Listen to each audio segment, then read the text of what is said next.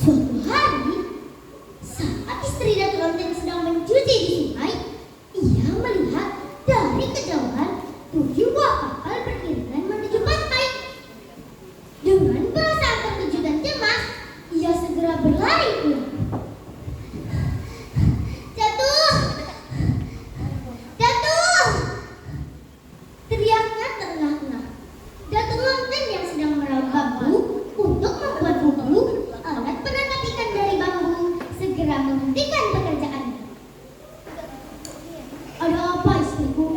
Mengapa kau nampak begitu cemas? Lihatlah, darah laut Datuk. Ada 7 buah kapal mendekati pantai kita. Mendengar hal itu, Datuk Lonten mengambil pedangnya lalu berkata, "Tetaplah di rumah dan berhati-hatilah. Biarkan aku yang menemui mereka." Sesampainya di tepi pantai, Datuk Lonten menyadari bahwa kapal-kapal tersebut adalah milik Lani, yaitu bajak laut yang terkenal kejam di lautan. 3 orang landor kemudian turun dari kapal dan menyapa Datuk Lonten. "Salam, Datuk." "Solo, siapakah kalian dan apa tujuan kalian datang ke tempat ini?" tanya Datuk Lonten dengan tegas namun tetap sopan. "Kami telah lama berlayar mengarungi lautan. Kami ingin meninggalkan kehidupan sebagai pelaut dan mencari tempat tinggal baru. Jika diizinkan, kami ingin menetap di sini." Mendengar itu, Datuk Lonten terdiam sejenak. Berdasarkan pengetahuan dan firasatnya, ia mengetahui bahwa para lanun seringkali membuat kekacauan. Namun, dengan pertimbangan kemanusiaan, ia akhirnya berkata, "Jika menetap secara permanen, aku tidak mengizinkannya.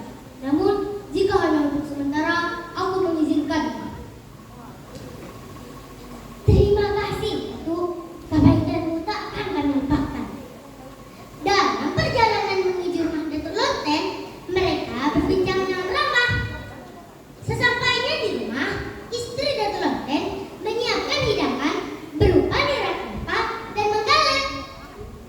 "Teman-teman! Oh, teman-teman! Ada yang tahu tidak apa itu menggalak? Yang tidak tahu coba angkat tangan. Yang tahu apa coba?"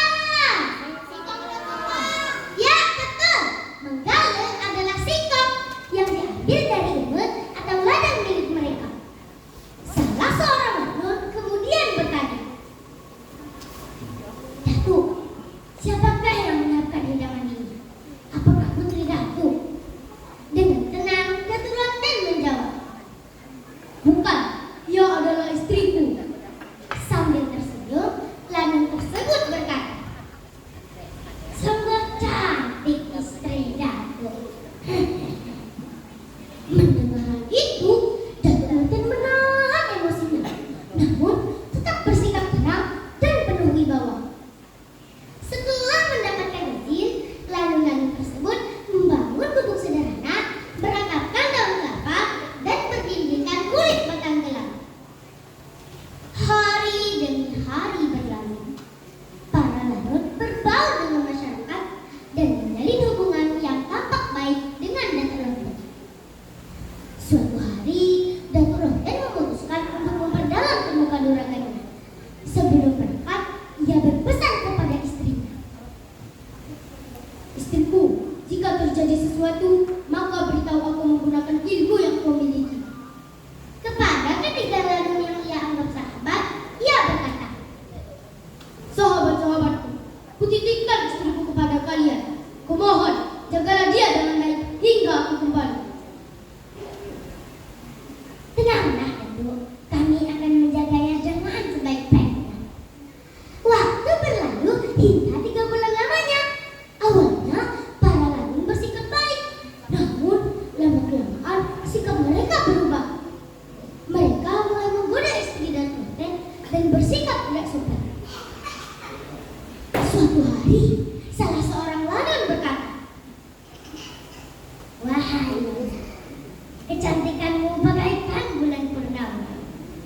beruntung Datuk memiliki istri sepertimu.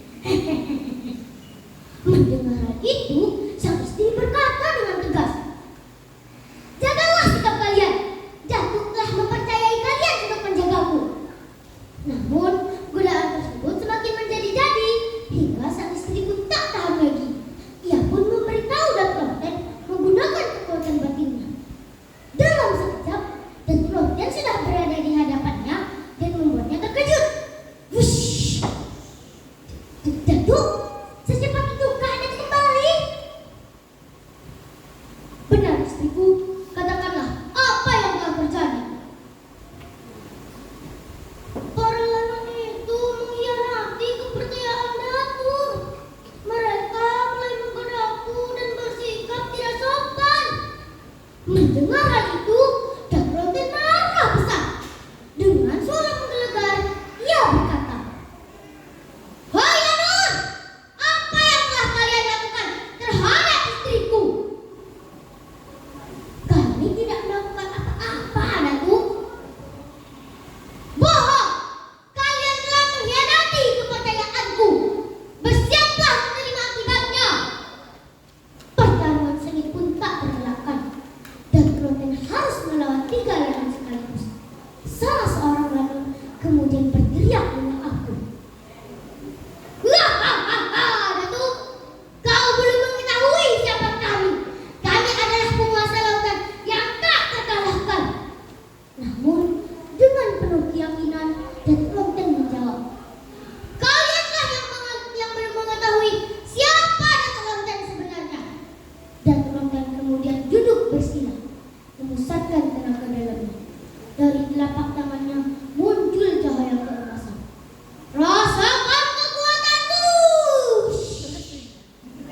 Cahaya tersebut melesat cepat dan mengenai sebatang pohon kelapa hingga